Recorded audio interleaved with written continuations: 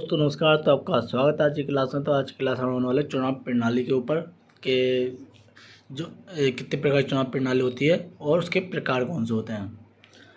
तो ये आपको पता है कि पॉलिटिकल साइंस वाले 19 वाले बच्चों का टॉपिक है। इसके अलावा अन्य बच्चे भी इसको अन्य कोर्सेज के लिए भी अवेलेबल है। तो पढ़ते हैं आखिर चुनाव प्रणाली है क्या।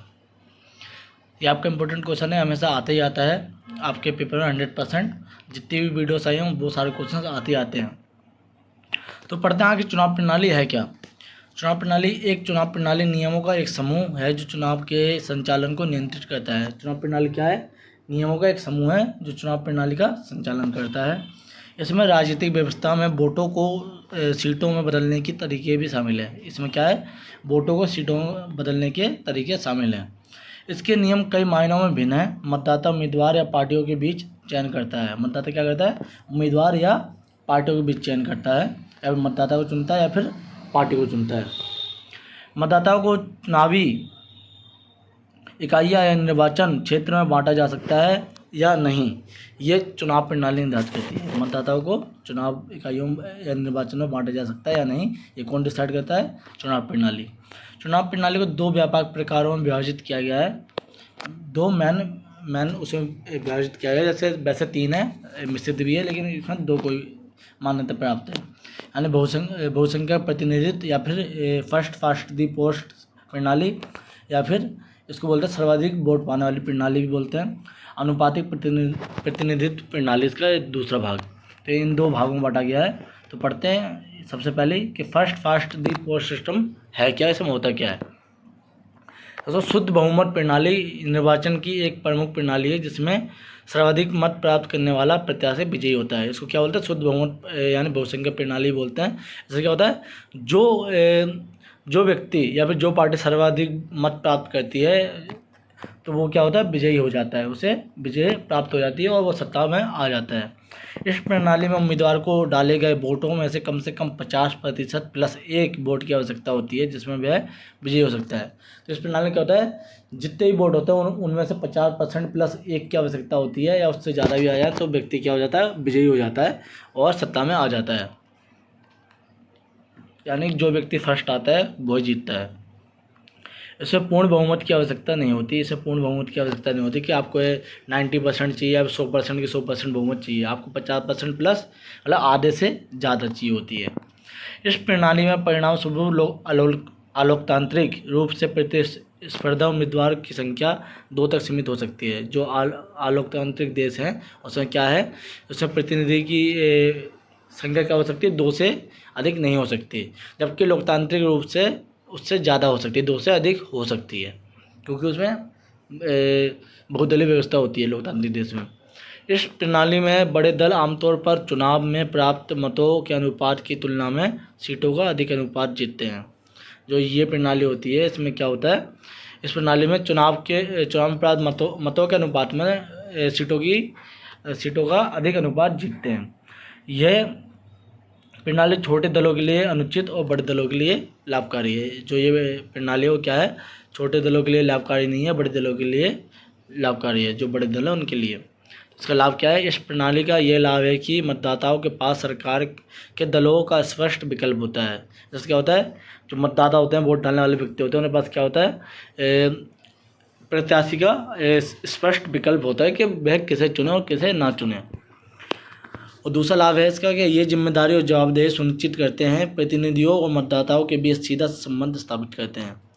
जो इस प्रणाली में यह है कि ये जिम्मेदारी और जवाबदेही को सुनिश्चित करती है, क्योंकि ये डायरेक्ट वोट प्राप्त होते हैं प्रतिनिधि को, और मतदाताओं के बीच सीधा संबंध स्थापित करती है। इस प्रणाली के अंतर्गत बनने वाली सरकार मतदाताओं से अस्पष्ट जनादेश प्राप्त कर दावा कर सकती है। मतलब इस प्रणाली के अंतर्गत जितने भी प्रत्याशी खड़े होते हैं सरकार के लिए, तो मतदाताओं को स्पष्ट जनादेश प्राप्त होता है।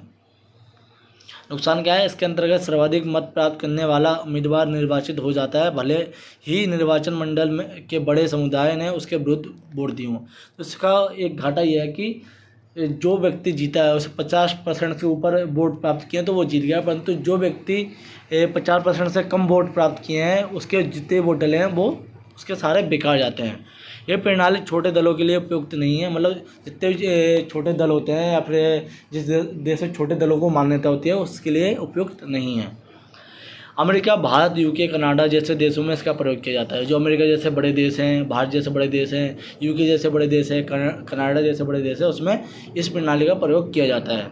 भारत में लोकसभा विधानसभा चुनाव में इसी प्रणाली का प्रयोग किया जाता है। जो भारत जैसे देश है उसमें लोकसभा और विधानसभा में इसी प्रणाली का प्रयोग करके मत प्राप्त किए जाते हैं, वो डायरेक्ट जनता द्वारा।